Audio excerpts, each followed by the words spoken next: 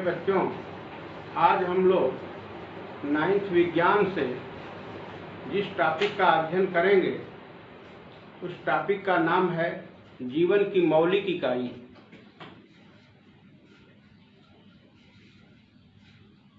आपको पढ़ाया गया है कि प्रकृति में दो तरह की संरचनाएं हैं, एक सजीव और दूसरा निर्जीव। सजीवों का अध्ययन जीव विज्ञान के अंतर्गत किया जाता है और जीव विज्ञान का यह पहला चैप्टर है जीवन की मौलिक इकाई।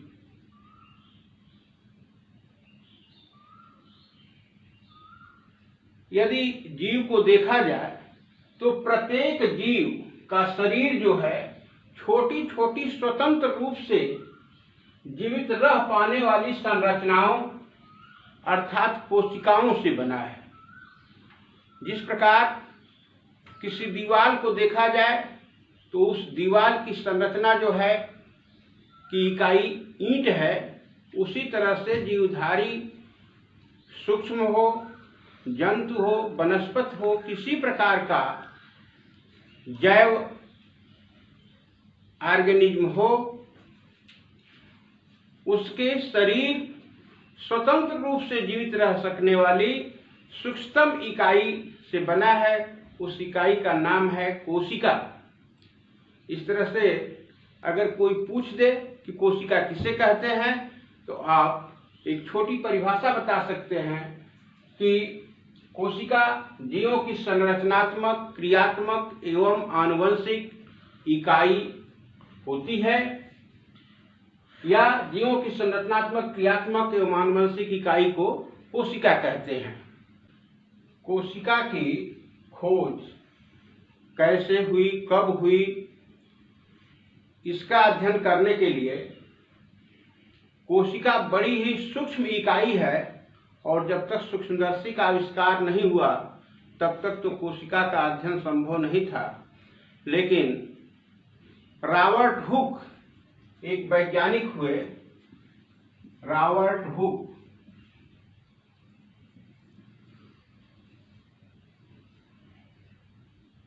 में इन्होंने लकड़ी या कार्क के टुकड़े का अध्ययन किया और अध्ययन करके देखा कि मधुमक्खी के छत्ते की तरह से छोटी छोटी कोठरियां दिखाई दी और उन्हीं छोटी छोटी कोठरियों का नाम उन्होंने सेलुला, सेल रखा। ये जो छोटी छोटी मधुमक्खी के छत्ते की तरह से कोठरियां हैं, इन्हीं कोठरियों का नाम रॉबर्ट हुक ने 1665 ईस्वी में सेल रखा, कोशिका रखा।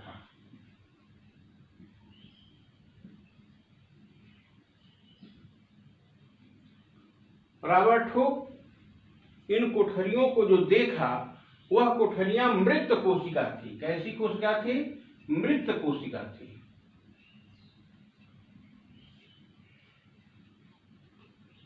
और कुछ दिनों तक कोशिका का अध्ययन आगे नहीं बढ़ा, लेकिन लगभग 9 वर्षों बाद एक वैज्ञानिक हुए एंटी वान लीवेनहॉक। एंटी वान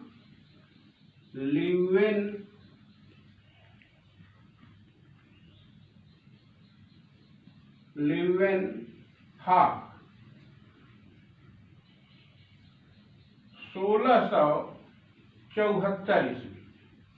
इन्होंने तालाब के जल का निरीक्षण किया और जब सूक्ष्मदर्शी से तालाब के जल का निरीक्षण किया तो उन्हें कुछ सूक्ष्म ऑर्गेनिज्म दिखाई दिए और ये सूक्ष्म ऑर्गेनिज्मों का नाम उन्होंने जीवाणु, प्रोटोजोआ के नाम से जाना।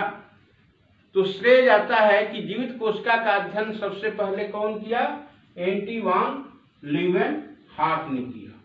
जीवित कोशिका का अध्ययन किया एंटी वान लीवेनहॉक। अब कोशिका के इतिहास में दिनों दिन वृद्धि होती गई और एंटी वान लीवेनहॉक के बाद एक वैज्ञानिक हुए, उनका नाम है रॉबर्ट ब्राउन। Robert brown. ये रॉबर्ट ब्राउन महोदय ने 1831 में कोशिका के अंदर एक ऐसी संरचना को देखा जो कोशिका में होने वाली क्रियाओं का नियंत्रण करता है, और उस संरचना का नाम उन्होंने रखा केंद्रक।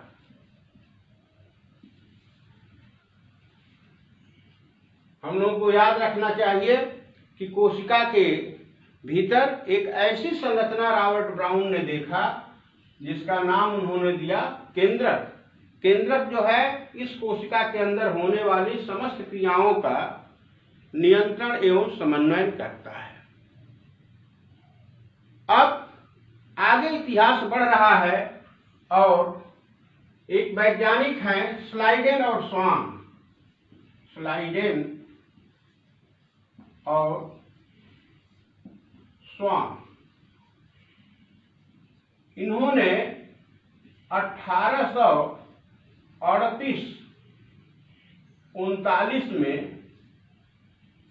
कोशिका का बृहद अध्ययन किया, और कोशिका का अध्ययन करके उन्होंने एक ऐसा सार्वजनिक सभी कोशिकाओं के लिए सिद्धांत दिया जिसको कहा जाता है कोशिका सिद्धांत। यानी अगर प्रश्न आवे कि कोशिका सिद्धांत किसने दिया, तो कोशिका सिद्धांत में श्रेय जिन वैज्ञानिकों को जाता है उनका नाम है स्लाइडेन और स्वान। कोशिका सिद्धांत,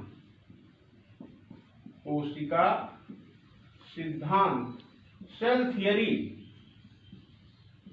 सेल थियरी के खोजकर्ता हैं स्लाइडेन और स्वान। इन्होंने 2 लाइन का, 2 पॉइंट का अध्ययन दिया और ये स्पष्ट किया कि संसार के जितने भी जीव हैं उनकी संरचनात्मक इकाई कोशिका है। छोटे बड़े सभी जीवों की संरचनात्मक इकाई कोशिका है, और प्रत्येक कोशिका में केंद्रक का पाया जाना आवश्यक है। और कुछ अपवाद बताए, जैसे नीली हरी शैवाल और जीवाणु। यानी पहला हो गया कि सभी जीवों की संरचनात्मक इकाई कोशिका है। संरचनात्मक इकाई कोशिका है। संसार में जितने भी जीव पाए जाते हैं, जीवों की संरचनात्मक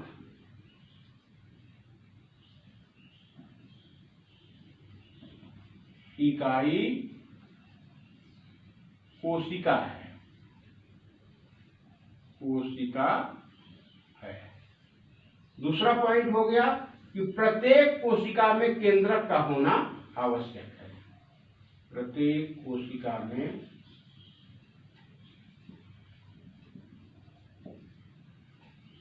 केंद्रक का होना आवश्यक है।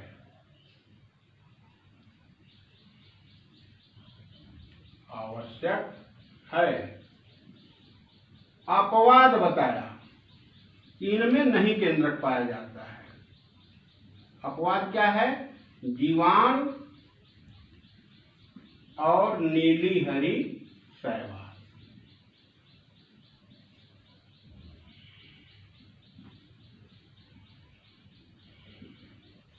यहां प्रश्न पूछा जा सकता है कि किन सूक्ष्म जीवों में अस्पष्ट केंद्रक नहीं होता है, या प्रोकैरियोटिक कोशिका किसे कहते हैं।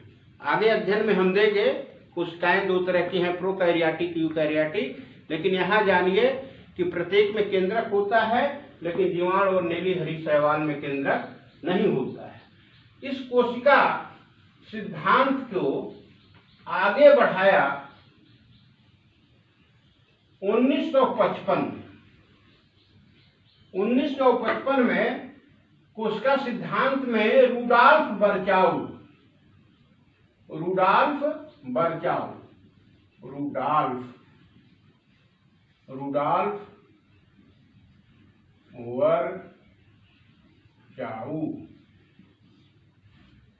या अंग्रेजी में शब्द है बिरचो भी लिखा आपको मिलेगा, या बिरचो 1855 में कोशिका सिद्धांत में एक संशोधन किया कि प्रत्येक जीवों की संरचना की इकाई कोशिका होती है, उसमें केंद्रक पाया जाता है, और उन्होंने तीसरी लाइन उसमें ऐड किया कि प्रत्येक नई कोशिका की उत्पत्ति पूर्व कोशिकाओं से होती है, यानी कोशिकाएं जो हैं वह विभाजित होकर के नई कोशिकाएं बनाती हैं।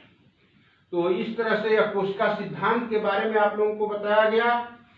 अब आगे एक नए शब्द की खोज हुई जो साधारण सूक्ष्मदर्शी से हमको कोशिका में दिखाई देता है।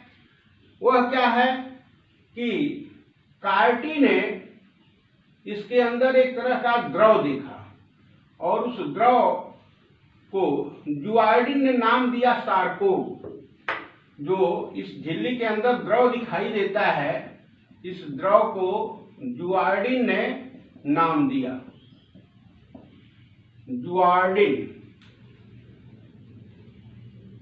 जुआर्डिन ने नाम दिया सार्कोड।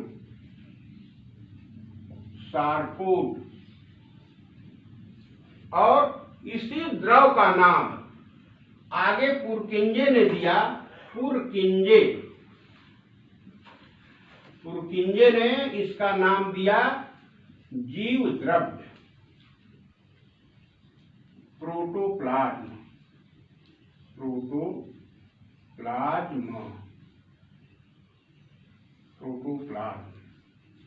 प्रोटो शब्द है, प्रोटोप्लाज्म। कौन नाम दिया? पुरकिंजे ने दिया। वह हमारे कोशिका में, इस कोशिका के अंदर अब एक तीसरी संरचना हो गई। एक तो सबसे बाहर जो है यह प्लाज्मा झिल्ली है, प्लाज्मा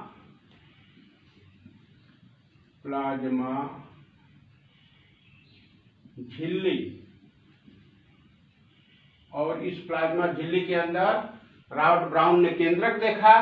पुरकिंजे ने इसके अंदर पाए जाने वाले द्रव का नाम दिया जीव द्रव्य।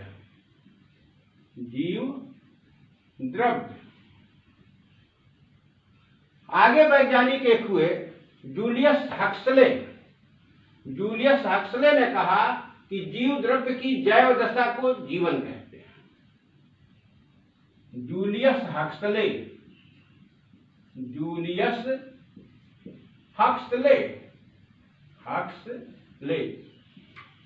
इन्होंने कहा कि जीव द्रव्य जीवन का भौतिक आधार है। जीव द्रव्य जीवन का भौतिक आधार है।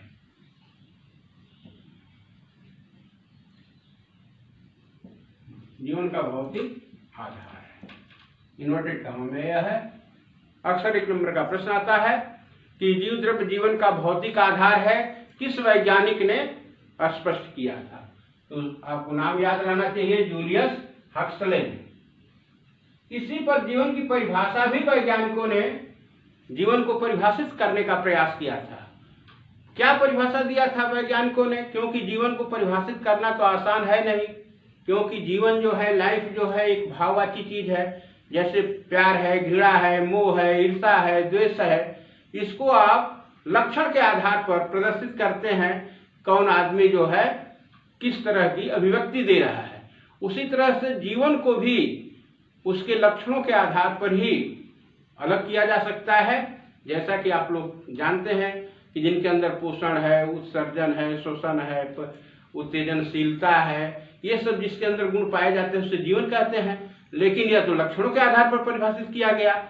लेकिन जब यह जानकारी हुई कि जीवन का भौतिक आधार जो है वह जीव द्रव्य है, तब वैज्ञानिकों का ध्यान गया और उन्होंने एक छोटी सी परिभाषा दी कि जीव द्रव्य की जैव दशा को जीवन कहते हैं। जीव द्रव्य की जैव दशा यानी यह जीव द्रव्य जब तक जीवित है तभी तक जीवन है।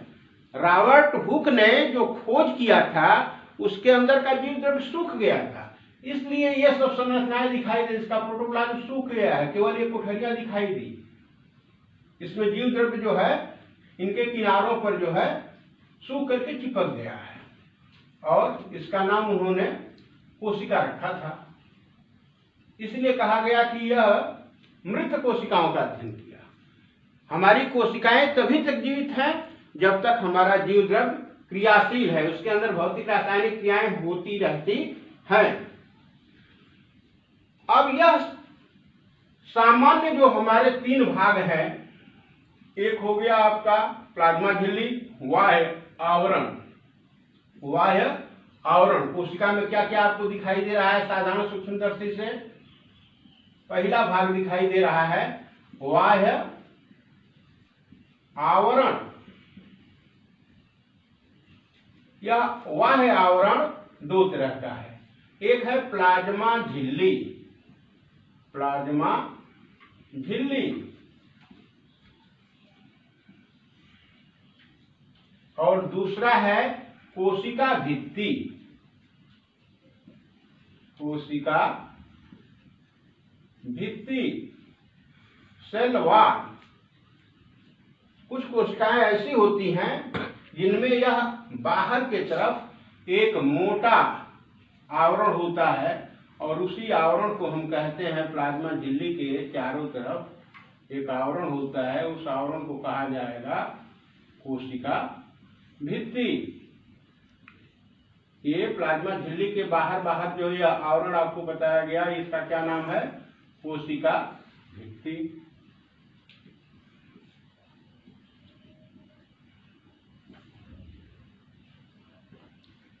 ये दोनों कोशिका भित्ति और प्लाज्मा झिल्ली मिलकर के क्या बना दी?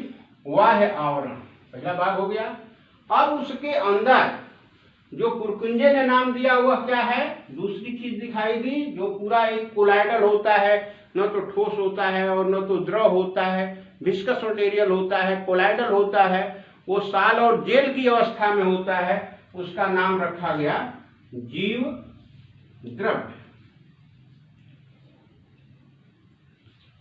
और रॉबर्ट ब्राउन ने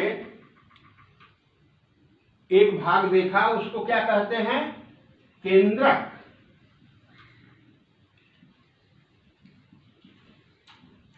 तो हमारे विद्यालय की संयुक्त सूक्ष्मदर्शी से अगर कोशिका का अध्ययन किया जाए तो यही भाग हमको दिखाई देते हैं। लेकिन जैसे कोशिका के इतिहास में क्रांति आ गई, जब 1940 ईस्वी के लगभग नाल और रुस्का बड़ा इंपॉर्टेंट यह कोशिका की खोज में नाम आता है, एक यंत्र बनाया, उस यंत्र का नाम है इलेक्ट्रॉन सूक्ष्मदर्शी। इलेक्ट्रॉन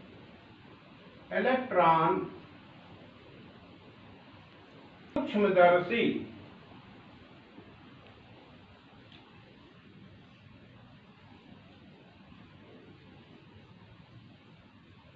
इलेक्ट्रॉन सूक्ष्मदर्शी। और इलेक्ट्रॉन सूक्ष्मदर्शी का आविष्कार किया नाल एवं रुस्का। नाल एवं रुस्का। कब किया? 1940 में। अब इस 1940 में इलेक्ट्रॉन सूक्ष्मदर्शी का जब आविष्कार हुआ और उसे इस तस्वीर को देखा गया तो एक ऐसी जीव द्रव्य के अंदर संरचनाएं मिली जो छोटे छोटे ऑर्गेनिज्म थे, अंगक थे, और उनका नाम जो है कोशिकांग के रूप में पाया गया। तो इस तरह से देखा जाए तो जीव द्रव्य के अब दो भाग हो गए। जीव द्रव्य में, इस जीव द्रव्य के अंदर एक जो इस केंद्रक के चारों तरफ पाया गया, केंद्रक के चारों तरफ, केंद्रक के चारों तरफ जो भाग पाया जा रहा है, इस भाग का नाम है कोशिका द्रव्य। कोशिका द्रव्य, साइटोप्लाज्म।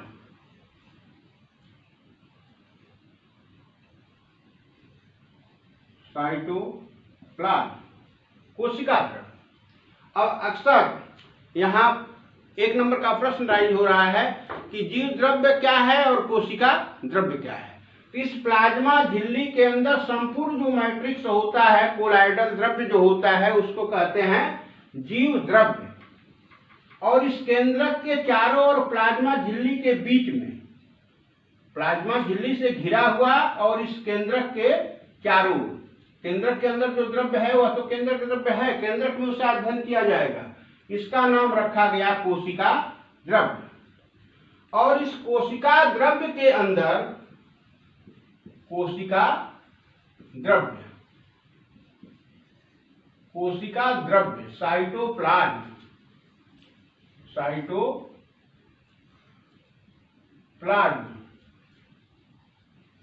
इस साइटोप्लाज्म के अंतर्गत 2 तरह की अंतर्वस्तुएं हैं।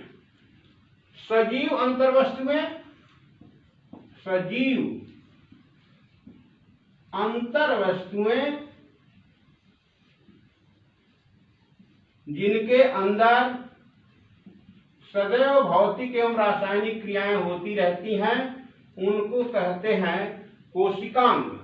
उसे क्या कहा गया? कोशिकांग। कोशिकांग,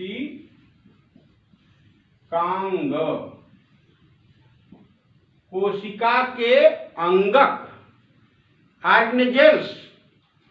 और ये ऑर्गेनेजेल्स जैसे हैं, इलेक्ट्रॉन सूक्ष्मदर्शी से देखे गए, वह है माइटोकॉन्ड्रिया।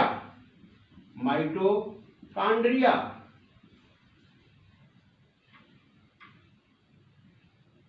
अगर वनस्पति कोशिका है तो उसमें दिखाई देगा हरित लवक।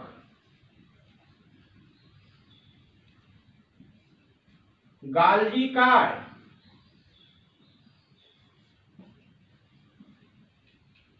अंतः प्रदव्य जालिका, राइबोसोम्स, लाइसोसोम्स, इस तरह के बहुत से कोशिकांग जो है उसके अंदर दिखाई देते हैं। और इस कोशिका द्रव्य के अंदर वे जो सजीव अंतर्वस्तुएं पाई जाती हैं उनका नाम रखा गया कोशिकांग। और दूसरी अंतर्वस्तुएं जो निर्जीव हैं, अंतर वस्तुएं, उनको हम आपके भोज्य पदार्थ के अयवों के रूप में, प्रोटीन हैं, फास्फोलिपिड हैं, आपके क्रिस्टल के रूप में कैल्शियम कार्बोनेट हैं, ये सब पाए जाते हैं कोशिका द्रव्य के अंतर्गत। तो इस तरह से हम लोगों ने जीवन की मौलिक इकाई जो जीवित रहने की क्षमता रखती है, उन सूक्ष्म इकाइयों का नाम जाने। वह सूक्ष्म इकाई क्या है? कोशिका है। यानी अगर कोई आपसे प्रश्न करे कि जीवन की मौलिक इकाई क्या होती है, क्या बताएंगे? कोशिका, क्योंकि यही कोशिका ही एक जीवित ऐसा सूक्ष्म भाग है जो एक कोशिकीय जीवों में भी पाया जाता है और बहुकोशिकीय जीवों में भी पाया जाता है। इसीलिए जीवन की मौलिक इकाई को कोशिका कहते हैं।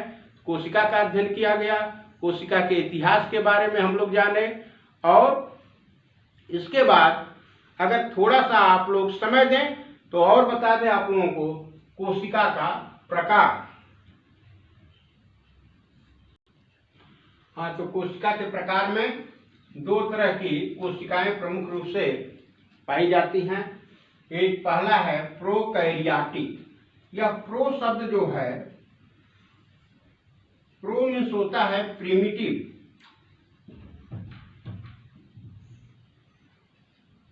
और कैरियन मीन्स होता है न्यूक्लियस।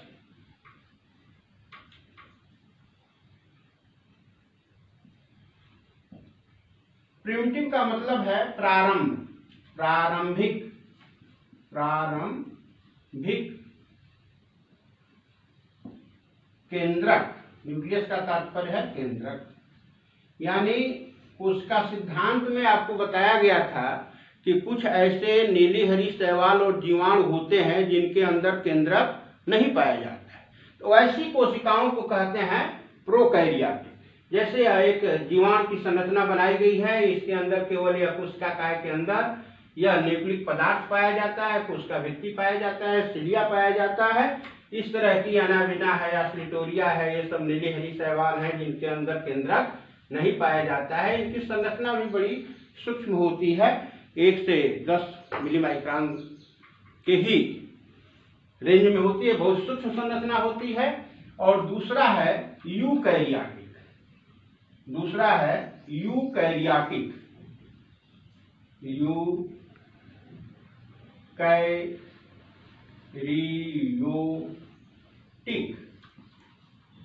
स्पष्ट इसका है, इसके नाम से ही देख लेंगे, यूकैरियोटिक।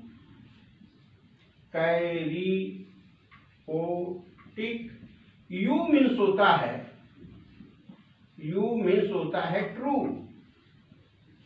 और ट्रू मीन्स होता है सत्य, और कैरियन मीन्स होता है केंद्रक। यानी जिनके अंदर सत्य केंद्रक पाए जाते हैं, यानी सभी विकसित जंतु, चाहे वह एक कोश की हो या बहुकोश की हो, विकसित जो पौधे हैं सब में यह स्पष्ट केंद्रक पाया जाता है। तो इस तरह से आपसे प्रश्न पूछा जाए कि आपके शरीर के अंदर कैसी कोशिकाएं पाई जाती हैं, तो आप कहेंगे कि हमारे अंदर यूकैरियोटिक पाई जाती हैं। आपके अगल बगल पेड़ पौधों में कैसी कोशिकाएं पाई जाती हैं, तो सब में कैसी कोशिकाएं हैं, यूकैरियोटिक है, उनमें विकसित केंद्रक पाया जाता है। और जिनमें केंद्रक नहीं स्पष्ट होता है उसको क्या कहते हैं, प्रोकैरियोटिक।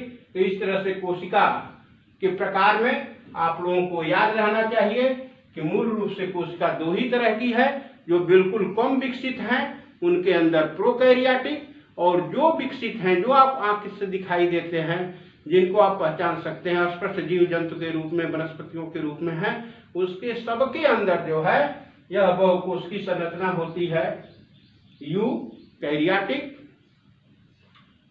और संख्या के आधार पर, ये तो उसकी संरचना के आधार पर हो गया, संख्या के आधार पर कोशिका 2 तरह की होती है। आइए इसे भी जान लें। एक है एक कोशिकी, एक कोशिकी यूनिसेलुलर, जैसे अमीबा, पैरामीशियम, ये सभी एक कोशिकी जंतु हैं जो अपने जीवन की समस्त क्रियाएं इसी कोशिका के अंदर अपना पूरा कर लेती हैं। इसीलिए कहा गया कि जीवन की मौलिक इकाई क्या है, कोशिका। और जो विकसित हैं, जो कई कोशिकाएं मिलकर के, बहुत सी कोशिकाएं मिलकर के उनके शरीर की संरचना बनी है, उन्हें कहेंगे बहुकोशिकी, कोशिकी, मल्टीसेलुलर। जैसे हम लोग की शरीर क्या है, असंख्य कोशिकाओं से बनी है, तो हम लोग कैसे जंतु हो गए, बहुकोशिकी। आपके जितने भी बीजकुल प्राणी हैं, वनस्पतियां हैं, जंतु हैं, जीव हैं, वे सभी कैसे हैं, बहुकोशिकी। और जो अति सूक्ष्म हैं, जिनको आप बिना सूक्ष्मदर्शी का अध्ययन नहीं कर पाते हैं, इस तरह से इस माइक्रो ऑर्गेनिज्म को हम कहते हैं एक कोशिकी। इसके अंदर प्रोटोजोआ, जीवाणु, विषाणु, कवक आ जाते हैं। तो आज यही अध्ययन हम लोग बंद करके अगला अध्ययन करेंगे। अगले दिन इस कोशिका की संगठनात्मक संरचना क्या है, एक चित्र बना करके कोशिका को अच्छे ढंग से समझेंगे। आज जो बताया गया है उसे आप ख्याल से देखें, सुने, पढ़ें, मनन करें, चिंतन करें, और इससे आने वाले प्रश्नों को आप जो है समझ में अगर न आया हो तो उसे कमेंट बॉक्स में पूछें, और चैनल को सब्सक्राइब करें, लाइक करें कि अगली वीडियो अपलोड होगी तो आपके यहाँ नोटिफिकेशन जा सके। धन्यवाद।